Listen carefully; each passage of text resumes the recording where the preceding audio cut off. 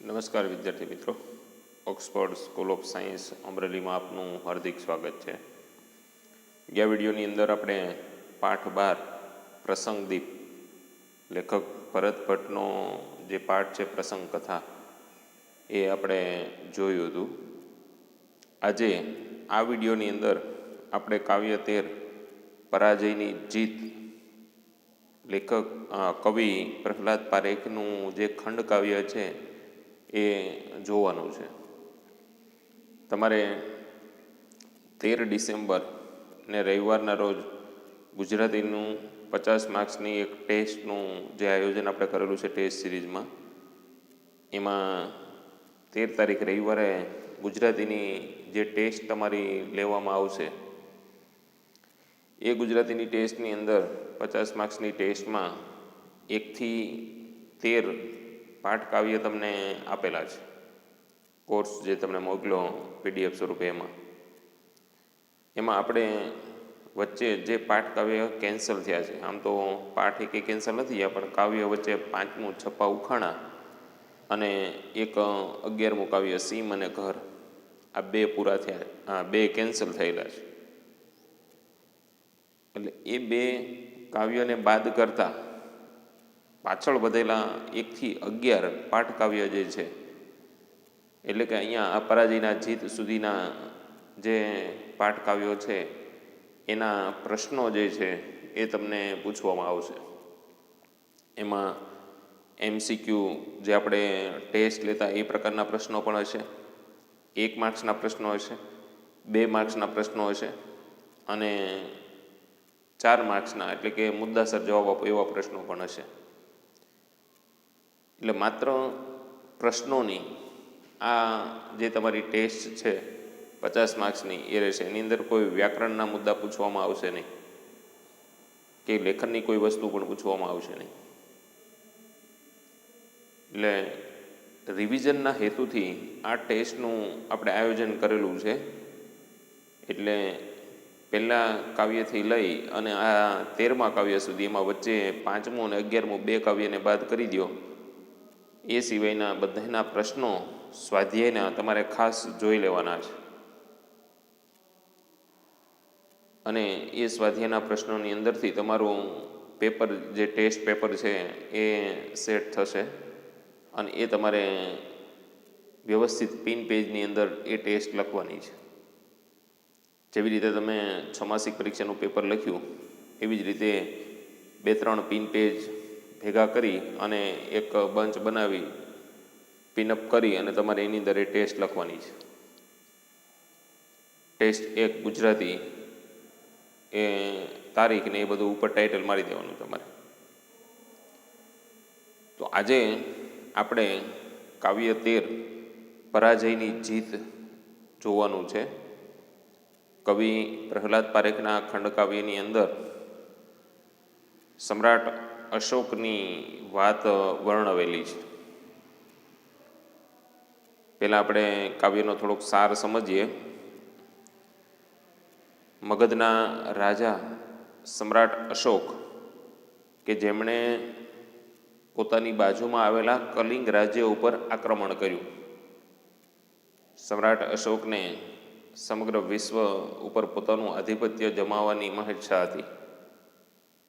એક પછી એક બધા રાજ્યો એ જીતતો આગળ વધી રહ્યો હતો. એમની બાજુમાં આવેલું એટલે કે મગધની બાજુમાં આવેલું કલિંગ નામનું રાજ્ય જે છે એની ઉપર એમણે આક્રમણ કર્યું અને એ કલિંગ ઉપર એમણે જીત પ્રાપ્ત કરી. પોતે જીતી ગયો પછી પોતાની જીતને જોવા માટે સમ્રાટ અશોક થોડાક સૈનિકોને સાથે લઈ અને કલિંગ નગરની અંદર નીકળે છે. જેવો એ નગરની અંદર પ્રવેશ કરે છે તો ઠેક ઠેકાણે અનેક નિર્દોષ માણસોની લાશોના ઢગલા પડેલા જોવા મળે છે. લોહીની નદીઓ વહી રહી છે અને અનેક પ્રકારની ઠેક ઠેકાણે રોકકળ રુદનના અવાજો એને સંભળાઈ રહ્યા છે. ભયંકર નરસંહાર આ યુદ્ધની અંદર થયો હતો. અને એના લીધે લોહીની રીતસરની નદીઓ વહેવા લાગી હતી. પોતાની જીતને જોતો જોતો સમ્રાટ અશોક આગળ વધી રહ્યો છે. અચાનક એમને મનની અંદર ખૂબ લાગી આવે છે કે મારી એક જીતની મહેચ્છાએ મેં કેટલાય નિર્દોષ માણસોને મોતને ઘાટ ઉતારી દીધા, અને એની પાછળ હજારો લાખો લોકો અનાથ થઈ ગયા. કારણ કે જે સૈનિક મૃત્યુ પામ્યો, એમની પત્ની, એમના બાળકો, એમના માતા પિતા, આ બધાએ પોતાનો આધાર સ્તંભ ગુમાવ્યો હતો. એટલે ભયંકર રોકકળ એ લોકો કરી રહ્યા હતા. એ મળદાની વચ્ચેથી જગ્યા કરતો કરતો આગળ વધતો રાજા અશોક અચાનક જ પોતાની શિબિરમાં પાછા ફરવાની આજ્ઞા કરે છે સૈનિકોને. અચાનક એમનું હૃદય પરિવર્તન થઈ જાય છે અને પોતે કરેલ આ ભયંકર નરસંહાર છે એના પ્રાયશ્ચિત રૂપે કંઈક કરવાની તમન્ના એના મનમાં જાગે છે. ફરી પોતાના શિબિરની અંદર, તંબુની અંદર આવી અને એ તલવાર જે પોતાની છે એને મ્યાન કરે છે. હવે પછી ક્યારેય પણ આ હાથની અંદર તલવાર નહીં હોય.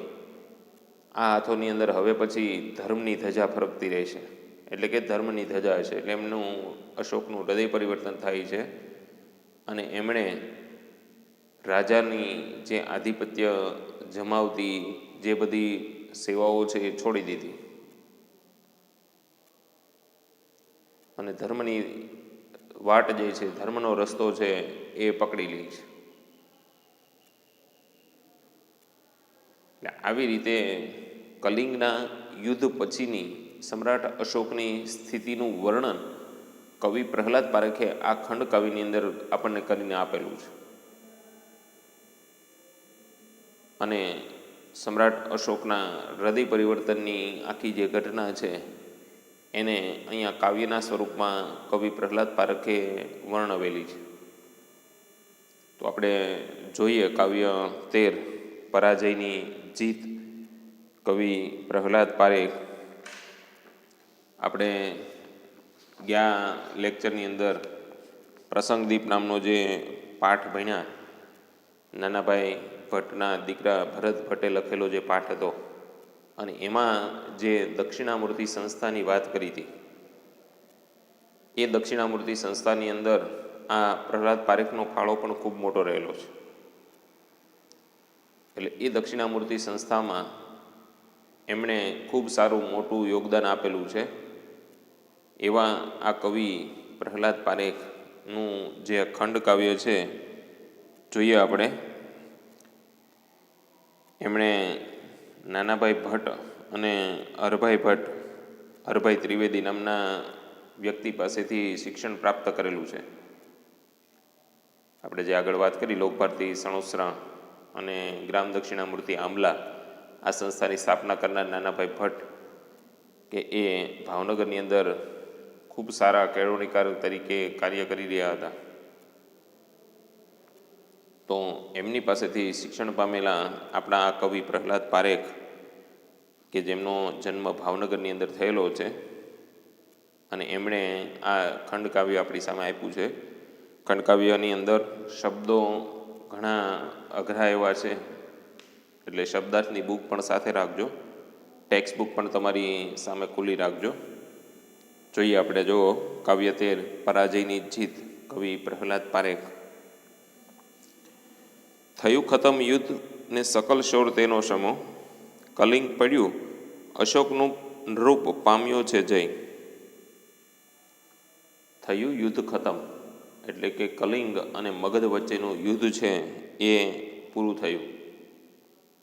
સર્વત્ર જે શોર આવી રહ્યો હતો એ પણ શમી ગયો. શોર એટલે અવાજ.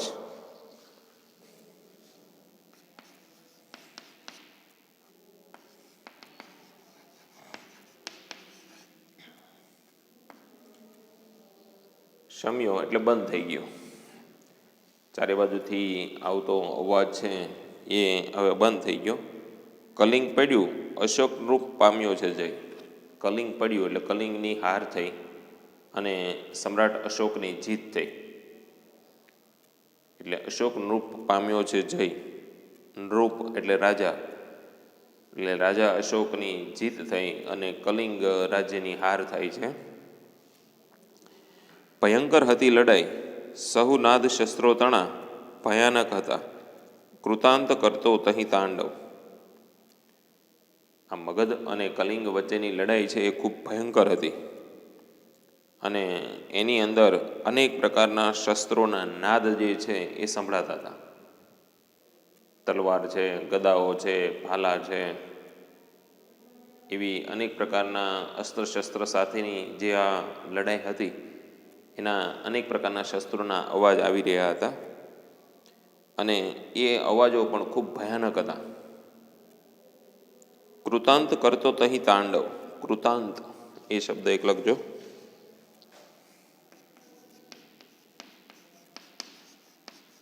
એટલે યમરાજ. સાક્ષાત યમરાજ આ મેદાનની અંદર તાંડવ કરતો હોય, નૃત્ય કરતો હોય એવું લાગતું હતું. કારણ કે એક એક ક્ષણે એક એક લાશ નીચે પડી રહી હતી. ભયંકર લડાઈ હતી અને એમાં લાખો માણસોનો સંહાર થયો હતો. એટલે સાક્ષાત યમરાજ જાણે કે અહીંયા તાંડવ કરવા મેદાનની અંદર આવી ગયો એવું લાગી રહ્યું હતું. બધાએ મધુરા સ્વરો જીવનના ગયા તા ડૂબી, પ્રચંડ અતિ યુદ્ધના ગરજતા મહાનાદમાં.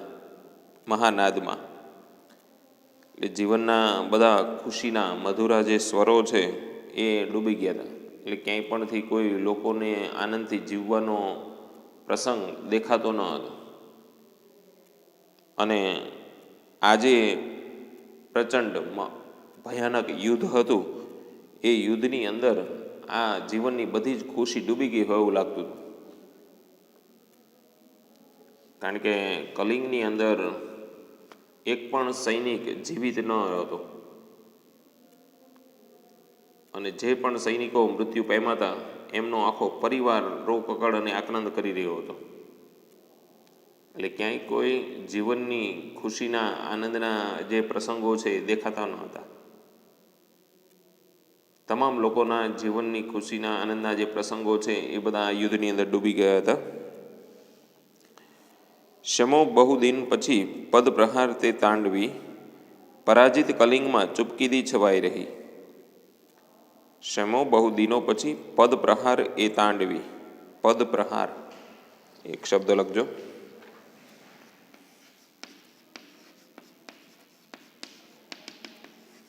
પગલાનો અવાજ.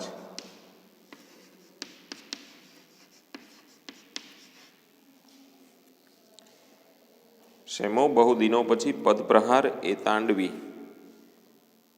પગલાનો અવાજ ઘણા સમય પછી શમી ગયો, બંધ થયો બહુ દિવસો પછી. પરાજિત કલિંગમાં ચૂપકીદી છવાઈ રહી. કલિંગ જે છે એ પરાજિત થયું અને એ કલિંગ નગરીની અંદર સર્વત્ર શાંતિ ફેલાયેલી હતી. ચૂપકીદી એટલે શાંતિ. પરંતુ ચૂપકીદી એ ભયદ યુદ્ધથી હતી. નિરાશ નગરી હતી, નયન નીરને ઢાળતી. કલિંગની અંદર ફેલાયેલી ચૂપકીદી છે એ યુદ્ધથી પણ ભયદ હતી. ચૂપકીદી એ શબ્દ પહેલા લખી નાખો.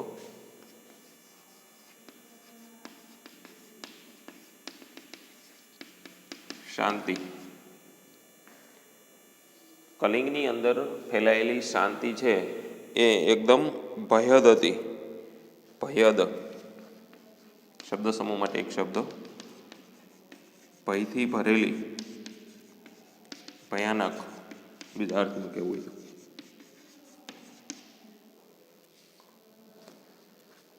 કલિંગ રાજ્યની અંદર શાંતિ ફેલાયેલી હતી પણ એ શાંતિ છે એ ભયથી ભરેલી હતી, ભયાનક હતી. ક્યાંય પણ કોઈ પણ પ્રકારનો અવાજ આવતો ન હતો કારણ કે જેટલા લોકો હતા તે બધા જ મૃત્યુ પામ્યા હતા. એટલે એ ચૂપકીદી છે, શાંતિ છે એ એકદમ ભયથી ભરેલી હતી. અને આખી નગરી નિરાશ થઈ અને પડી હતી, નયન નીરને ઢાળતી. બાકી વધેલા જે કલિંગના માણસો છે એની આંખોમાંથી, નયનમાંથી નીર એટલે કે અશ્રુ વહી રહ્યા હતા, આંસુ વહી રહ્યા હતા. નગરીની અંદર આંસુનો જાણે કે દરિયો ફરતો હોય, એના મોજા ફરતા હોય એવું દેખાઈ રહ્યું હતું. અતિ બિન સહાય એ કરુણ આજ તેની સ્થિતિ, સમૂળ ઉખડી ગયેલ મૃદુ વેલશી એ પડી. અતિ બિન સહાય એ કરુણ આજ તેની સ્થિતિ, એટલે કલિંગ નગરીની સ્થિતિ છે એ સાવ અસહાય હતી, એકદમ કરુણ પરિસ્થિતિ એની થઈ ગઈ હતી. અને કોઈ કોમળ મૃદુ વેલને મૂળ સહિત ઉખેડીને ફેંકી દીધી હોય એવી આજે એ કલિંગ નગરી મૂળ સહિત ઉખડીને ફેંકાઈ ગયેલી દેખાતી હતી, પેલી મૃદુ વેલ જેવી. મૃદુ કોમળ વેલને જેમ આપણે મૂળિયા સહિત ઉખેડી અને ફેંકી દઈએ અને એ જે પડી હોય એવી રીતે આજે કલિંગ નગરી પડી હતી, સમૂળ એટલે મૂળ સહિત.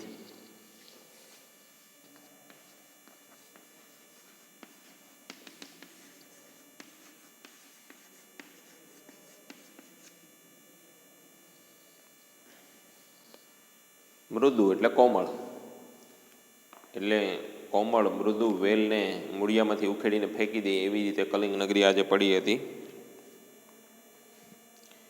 વાગોળે છે વિજય શિબિરે આજ સમ્રાટ તેના, દીપ્તિ તેના નયન મહી છે દર્પ કેરી ભરેલી. અત્યાર સુધી જે વાત કરી એ કલિંગ નગરીની પરિસ્થિતિની વાત હતી. હવે સમ્રાટ અશોકની વાત આવે છે. વાગોળે છે વિજય શિબિરે આજ સમ્રાટ તેના. વાગોળે, વાગોળવું એ શબ્દ એક છે, લખજો. યાદ કરવું. વાગોળવું એટલે યાદ કરવું, વારંવાર યાદ કરવું. વાગોળવું એ શબ્દ આપણે ઘણીવાર કદાચ સાંભળ્યો હોય છે. પશુઓની અંદર આપણે શબ્દો વાપરીએ, આપણે એને તળપદી ભાષામાં ઓગાળવું કહીએ છીએ. પણ ઓગાળવું એ શબ્દ નથી, વાગોળવું શબ્દ છે. પશુઓ તમે જુઓ કે પોતાનો ખોરાક છે એક સાથે ખાઈ લે અને પછી ધીમે ધીમે એ ખોરાકને બહાર કાઢી ચાવી અને પાછો પેટની અંદર નાખતો હોય છે. એટલે એ આખી જે પ્રક્રિયા થતી હોય એને વાગોળવું કહેવાય, એને આપણે તળપદી ભાષામાં ઓગાળવું કહીએ છીએ. તો પોતાની શિબિરની અંદર બેઠેલો સમ્રાટ અશોક આજે પોતાના વિજયને યાદ કરી રહ્યો છે, વાગોળી રહ્યો છે. દીપ્તિ તેના નયનમયી છે દર્પ કેરી ભરેલી. દીપ્તિ એટલે તેજ,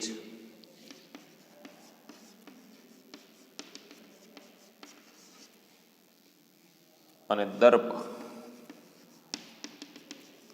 અભિમાન. અહીંયા દીપ્તિ જો શબ્દ વાપરો, દીપ્તિ તેના નયનમયી છે દર્પ કેરી ભરેલી.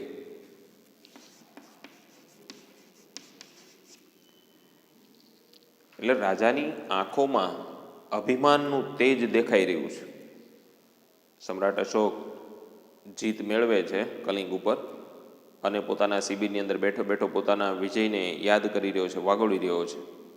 અને એની આંખોમાં અભિમાન રૂપી તેજ જે છે ચમકી રહ્યું છે. એટલે જો વાક્ય કીધું કે દીપ્તિ તેના નયનમયી છે દર્પ કેરી ભરેલી. રાજાની આંખોમાં અભિમાન રૂપી તેજ જે છે એ દેખાઈ રહ્યું છે. જોઉં જાતે વિજય નૃપને સંસ્ફુરે ઉર્મી એવી, જોઉં જાતે મગધ અસીની ધાર છે તીક્ષ્ણ કેવી. શિબિરની અંદર બેઠેલા અશોક રાજાને વિચાર આવે છે કે હું મારો વિજય જોઉં તો ખરો, કે મારી જાતે જઈ અને મારો વિજય જોઉં, કે નૃપને સંસ્ફુરે ઉર્મી એવી. સંસ્ફુરે એટલે પ્રગટ થાય, સંસ્ફુરે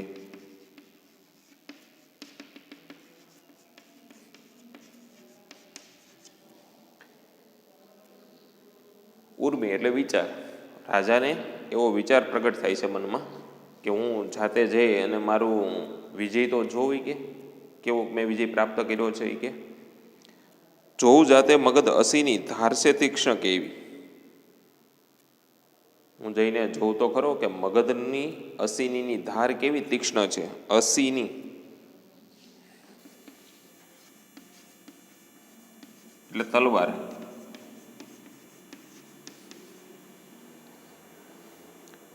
મગધની અસીની એટલે મગધની તલવારની ધાર કેવી તીક્ષ્ણ છે એ કે હું જોઉં તો ખરો, મારો વિજય હું જાતે જોઉં તો ખરો, એવો વિચાર રાજાના મનની અંદર પ્રગટ થાય છે. અને રાજા પોતાના શિબિરમાંથી બહાર નીકળે છે. ગયા તેજને આવ્યો અંધકાર, નહીં ભેદ કિંતુ કલિંગે લગાર. ગયા તેજને આવ્યો અંધકાર, નહીં ભેદ કિંતુ કલિંગે લગાર. કલિંગની અંદર તેજ જે હતું એ ડૂબી ગયું છે, સર્વત્ર અંધકાર ફેલાઈ ગયો છે. કારણ કે કલિંગ ઉપર હવે મગધે સામ્રાજ્ય જમાવ્યું હતું, મગધનું શાસન હતું. કલિંગ નગરીની હાર થઈ હતી, એટલે સર્વત્ર અંધકાર છવાઈ ગયો હતો. હતો આજ એવો ઉરે ને બહાર, જુએ એક અંધાર ને એ પાર. નિહાળવાને નિજ જીત જાતે, અંધારમાં એ નગરી સ્મશાને. રાજા પ્રવેશે કરવા પ્રકાશ, મશાલ શિવો લઈ કંઈક સાથ. એ બધી પંક્તિઓ સાથે એમાં એક મશાલસી શબ્દ લખી નાખો.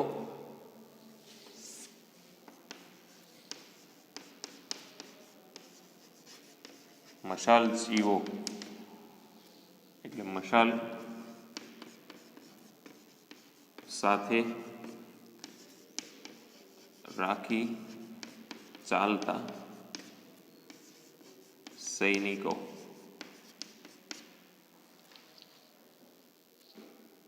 મશાલ સાથે રાખીને ચાલતા સૈનિકોને મશાલસીઓ કહેવાય છે. એટલે અંધારાથી ભરાયેલી એવી કલિંગ નગરી કે જ્યાં સર્વત્ર અંધકાર ફેલાયેલો હતો, સ્મશાન જેવી અંધારાથી ભરેલી એ નગરીની અંદર સમ્રાટ અશોક થોડાક મશાલસીઓને સાથે લઈ અને પ્રવેશ કરે છે. પોતાની શિબિરમાંથી બહાર નીકળી, પોતાના તંબુમાંથી બહાર નીકળી કેટલાક મશાલસીઓને સાથે લઈ અને એ સમ્રાટ અશોક, રાજા અશોક છે એ પોતાની જીતને જોવા માટે પેલી સ્મશાન રૂપી કલિંગ નગરીની અંદર પ્રવેશ કરે છે. કોઈ બીજું હતું ના ત્યાં, રાજાને સૌ મશાલસી. પળે છે પંથ પોતાને શબોની વચમાં થઈ. શબોના શબ્દમાં ગાથા લખાય ભૂપ જીતની. રાજમાર્ગે મહોલ્લામાં આખી નગરી ભરી. કોઈ બીજું હતું ના ત્યાં, રાજાને સૌ મશાલસી. એટલે કલિંગ નગરીની અંદર બીજું કોઈ માણસ ત્યાં દેખાતું ન હતું, માત્ર રાજા અશોક અને થોડાક મશાલસીઓ અંદર ફરી રહ્યા હતા. પળે છે પંથ પોતાને શબોની વચમાં થઈને. પળે છે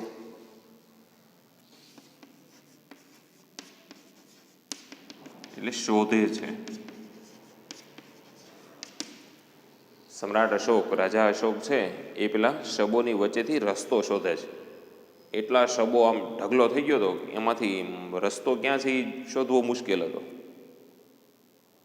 એમ ઢગલાબંધ બધા માણસોના શબો છે, શરીરો એ મૃત અવસ્થામાં પડ્યા હતા.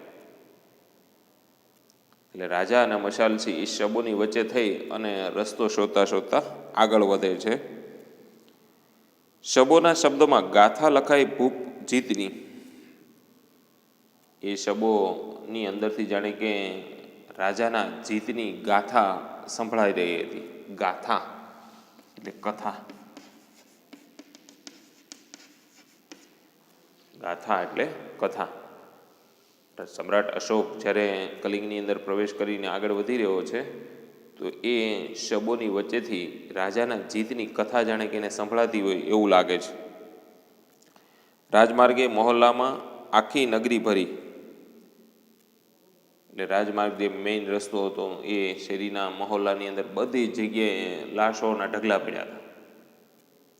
અને એ દરેક લાશોની વચ્ચેથી સમ્રાટ અશોકના જીતની કથા જાણે કે એને સંભળાતી હોય એવો આભાસ થાય છે, ભણકારા વાગે છે. ડાબે ને જમણે આંખો ફેરવી ભૂપ વાંચતો, ઉકેલે જેમ એ તેમ જયનો અર્થ જાગતો. ડાબું જમણું બે બાજુ આંખો ફેરવતો ફેરવતો રાજા જે છે એ પોતાના જીતને વાંચતો વાંચતો આગળ વધી રહ્યો છે. ભૂપ એટલે રાજા.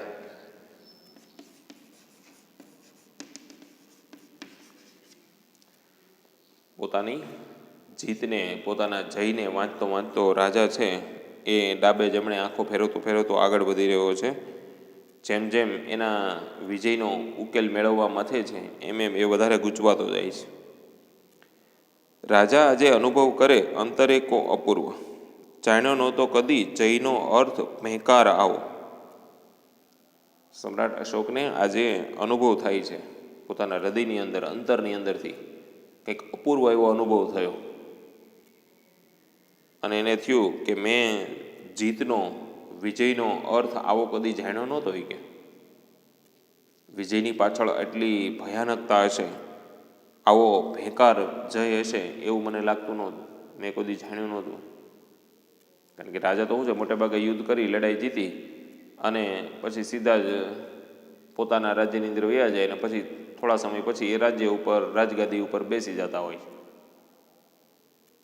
પણ એ જીતની પાછળ કેટલા માણસો મૃત્યુ પામ્યા છે, શું થયું, એની પાછળ કેટલાય પરિવારો તબાહ થઈ ગયા છે, એની કોઈ દી એ તપાસ કરતો હોતો નથી. એટલે આવી રીતે આજે ખુદ સમ્રાટ અશોકે આ દ્રશ્ય જોયું અને એને થયું કે મારા વિજયનો આજે અર્થ છે એટલો બધો ભયાનક, ભેકાર હશે એવું મેં જાણ્યું નહોતું. કે લાવા ધક્કે પ્રબળ ધરતી જેમ કંપી ઉઠે છે, તેવું કંપે નૃપતિ ઉર આવેગથી ભાવ કેવા. જેના જોરે કઠણ પડ હૈયા તણા સર્વ તૂટે, જોવાની જઈને ઈચ્છા હવેના નૃપને રહી. લાવા ધક્કે પ્રબળ ધરતી જેમ કંપી ઉઠે. લાવા ધક્કે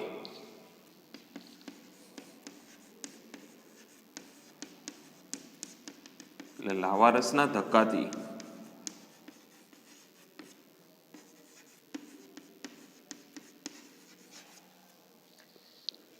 ધરતીકંપ થાય અથવા જ્વાળામુખી ફાટે ત્યારે તમે જુઓ કે જેવો જ્વાળામુખી ફાટે એટલે ધરતી છે આમ એકદમ દૂર દૂર થઈ જાય, એક જગ્યાએથી વચ્ચે ફાટો પડી જાય, મોટી તિરાડ પડી જાય અને અચાનક એકદમ ધક્કો લાગે અને જેમ લાવારસના ધક્કાથી જમીન છે એ કંપી ઉઠે છે, ધ્રુજી ઉઠે છે, એમ આજે રાજાનું હૃદય જે છે એ કંપી ઉઠે છે. અચાનક એના હૃદયની અંદર આવા કંપારી, ધ્રુજારી જે છે એ શરૂ થઈ જાય છે. એના હૃદયના કઠણ પડ જે છે એ હવે ધીમે ધીમે તૂટવા લાગે છે અને રાજાને હવે પોતાનો જય જોવાની ઈચ્છા રહેતી નથી. મનની અંદર જે ઈચ્છા જાગી હતી ને કે ચાલો હું જઈ અને જાતે જ મારો વિજય જોઉં, પણ હવે રાજાને પોતાનો વિજય જોવાની ઈચ્છા રહી નથી. એટલે એણે શું કર્યું, જો ઉર કે આંખ તેની આ શકેના જીતને સહી, ક્ષણાર્ધ પાય થેંબા ને પડ્યું ચિત્ત વિમાસણે. ચાલો સૌ શિબિરે પાછા, ભૂપે આજ્ઞા પછી કરે. એનું હૃદય કે એની આંખ છે એ આ જીતને હવે સહન કરી શકતી નથી. ભયાનક દ્રશ્યો બધા એને જોયા એટલે એને હૃદયની અંદર ખૂબ લાગી આવે છે. ક્ષણાર્ધ પાય થેંભા, ક્ષણાર્ધ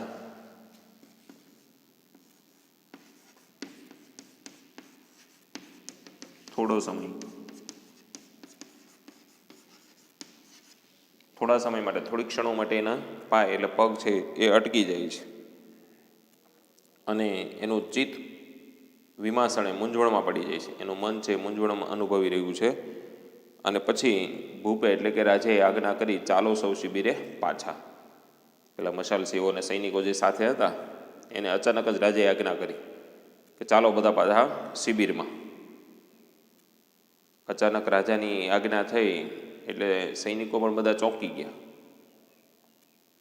પણ રાજાની આજ્ઞા હતી એટલે બધા ત્યાંથી પરત ફરે છે.